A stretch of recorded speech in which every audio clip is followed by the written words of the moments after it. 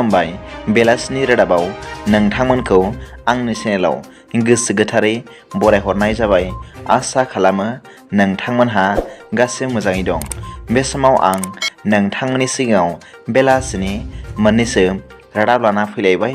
अन्नानै भिडिअखौ स्किप खालामाजासे जोबजासिम नायलांदो। दिनैनि बेलासिनि मोननैसो रादाबफोरा जाबाय। गिबि रादाबाव दं मोनसे गोजोनथाव खौरां। क'क्राझार हिन्जावसा ओइचएस स्कुलनि सनालि ब्रह्मआ गुजरातनि आहमेदाबादाव जानो गोनां थामथि NCSE आव सायख'जादों होनना मिथिनो मोन्दों। मिथिनो मोननाय बादिब्ला फैगौ 2023 मायथाइनि 28 अक्ट'निफ्राय 30 अक्ट'सिम बे 30थि NCSE आ खुंजागोन।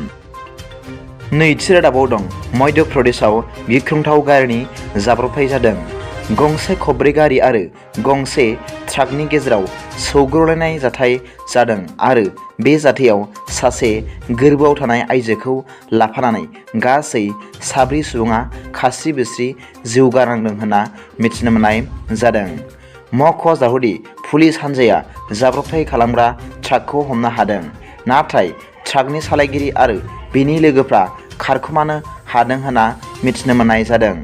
बे जाथायाव जिउ गोमाजानाय सुबुंफोरखौ पुलिस हान्जाया पस्टमर्टेमनि थाखाय दैथायहरबाय होनना मिथिनो मोननाय जादों। थामथि रादाबाव दं मैया सुक्रुबारनि मोनायाव केरालायाव थानाय सबरिमाला मन्दिराव फुजा हैनो थांनाय 8 जन सिबियारिफोरा गारिनि जाब्रबथायाव जिउ गारनो गोनां जादों होनना मिथिनो मोन्दों। मिथिनो मोननाय बादिब्ला मन्दिरनिफ्राय फैफिननाय समाव बे जाथाया जादों होनना मिथिनो मोननाय जादों। ब्रैथि रादाबाव दं सुक्रुबारखालि बिहारनि रामगढ़ नारिलगिरियाव गंसे इथा बानायग्रा कारखानाया बेरफ्रुनानै 7 सुबुङा जिउ गारनांदों होनना मिथिनो मोननाय जादों। बेजों लोगोसे 6 जन सुबुंफ्रा गोब्राब जखम जादों होनना मिथिनो मोननाय जादों। मिथिनो मोननाय बादिब्ला बे जाथायाव जिउ गारनांनाय सुबुंफोरनि गेजेराव 7 जायगानि सुबुंफोर आरो 2 सुबुंफोरा उत्तर प्रदेशनि होनना मिथिनो मोननाय जादों।